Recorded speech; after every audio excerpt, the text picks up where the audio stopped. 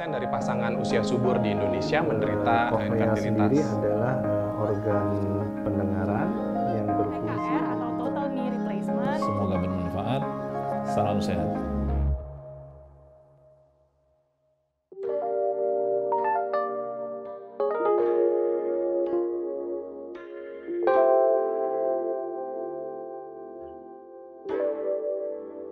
Halo, sahabat Premier, saya Dr. Hasril Hadis, SPJP, spesialis jantung dan pembuluh darah, Rumah Sakit Premier Jatinegara.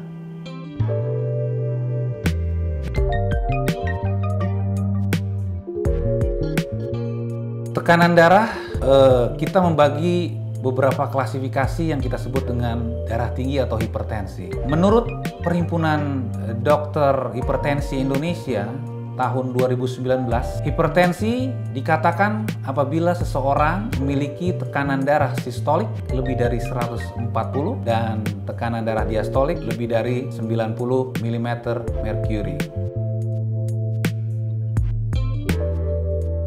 Berdasarkan penyebabnya, hipertensi dibagi menjadi dua. Satu, hipertensi esensial atau yang kita sebut juga dengan hipertensi primer. Ini kejadiannya 90% dari semua kasus kurang lebih. Dan hipertensi esensial ini tidak diketahui penyebabnya. Dan yang kedua adalah hipertensi sekunder. Penyebabnya dapat ditentukan, kejadiannya kurang lebih 10% dari semua kasus. Contohnya pada pasien apa hipertensi sekunder?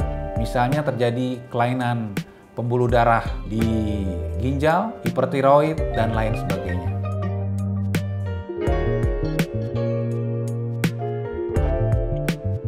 Bahaya tekanan darah tinggi menyangkut beberapa organ di dalam tubuh. Bahaya yang pertama adalah bahaya ke jantung. Jantung bisa menyebabkan apa? Kalau darah tinggi tidak diobati dengan baik, akan timbul yang kita sebut gagal jantung.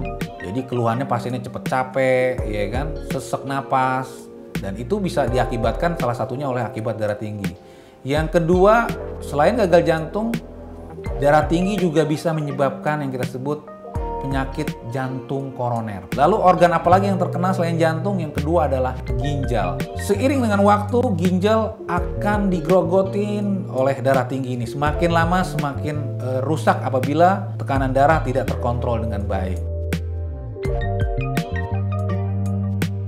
Sebagian besar darah tinggi tanpa gejala. Ketahuannya pas kapan? Ya ketahuannya ketika ada pemeriksaan. Ketahuan ya darah tinggi. Itulah kita sebut makanya darah tinggi atau hipertensi ini adalah silent killer. Pembunuh yang diam-diam. Tetapi ada beberapa orang yang mengeluh keluhan-keluhan yang beberapa diantaranya adalah keluhan-keluhan yang tidak spesifik. Seperti mereka mengeluh sakit kepala, pusing. Tapi sakit kepala atau pusing ini juga bukan berarti harus itu darah tinggi. Tapi diantara keluhan-keluhan atau gejala darah tinggi adalah diantaranya adalah sakit kepala, tapi tidak spesifik ya. Lalu gelisah misalnya, penglihatan kabur, rasa sakit di dada, berdebar, mudah lelah.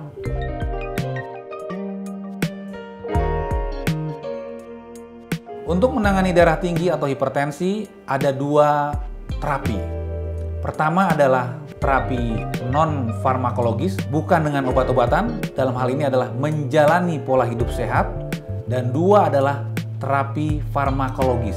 Artinya apa? Terapi dengan obat-obatan. Yang pertama tentu adalah pembatasan konsumsi garam. Sebaiknya tidak boleh lebih dari 1 sendok teh garam dapur per hari. Lalu yang kedua adalah perubahan pola makan. Dalam hal ini adalah makanan yang seimbang.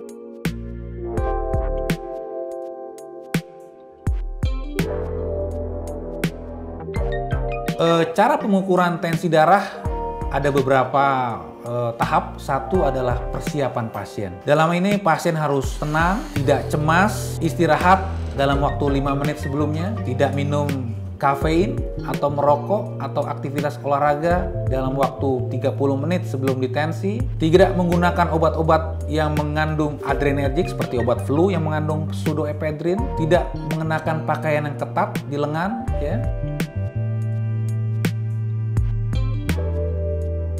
Demikian informasi tentang hipertensi ini. Semoga bermanfaat. Salam sehat.